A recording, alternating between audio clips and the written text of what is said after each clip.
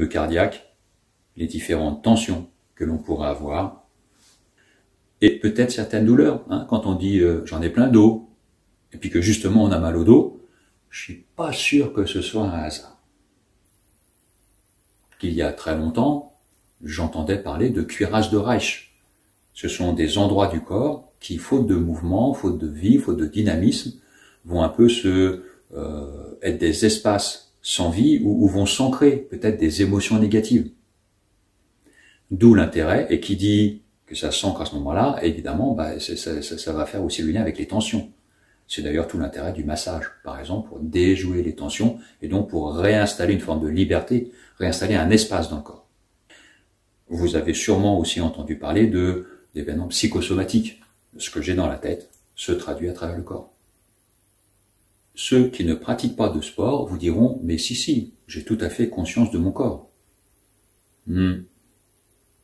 Ceux qui pratiquent une activité corporelle savent bien que c'est pas la même chose.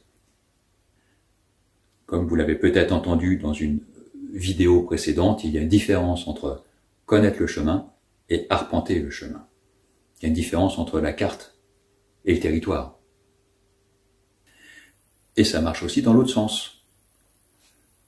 À travers le corps, travailler régulièrement sur des mouvements d'ouverture, de fermeture, sur des étirements, ça mène une meilleure conscience de soi. Le corps est un des outils qui constituent notre identité, donc notre présence à nous-mêmes.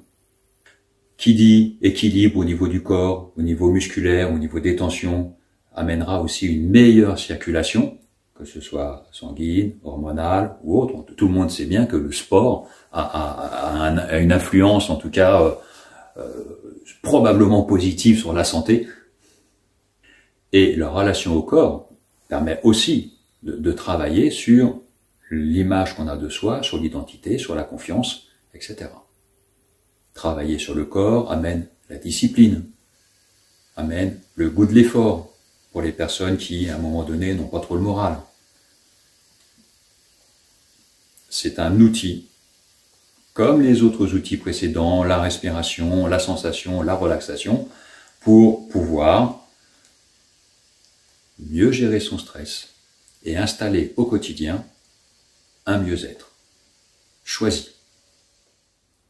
Redonner au quotidien, réinstaller une conscience de notre corps dans son amplitude, dans sa hauteur, dans sa présence, dans notre démarche. Par exemple, on va travailler sur ce qu'on appelle la marche consciente.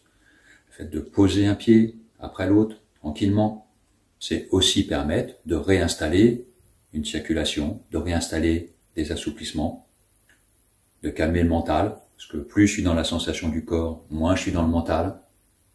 Et évidemment, je suis pas médecin, mais on peut imaginer que peut-être, ça aura aussi une incidence sur le système sanguin, sur le système nerveux. Tout ce qui est torsion en yoga, évidemment, on va travailler l'espace intestinal.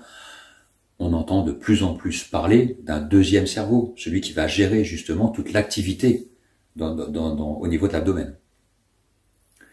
Ça me fait penser à une image, un jardin avec des canaux d'irrigation dans laquelle l'eau peut circuler. Un corps qui ne bouge pas, on ne va pas avoir d'étirement régulièrement, on ne va pas avoir de conscience de ce qui se passe dans le mouvement, est un corps où les canaux d'irrigation circulent mal. Donc le jardin sera moins joli. Et peut-être en moins bonne santé.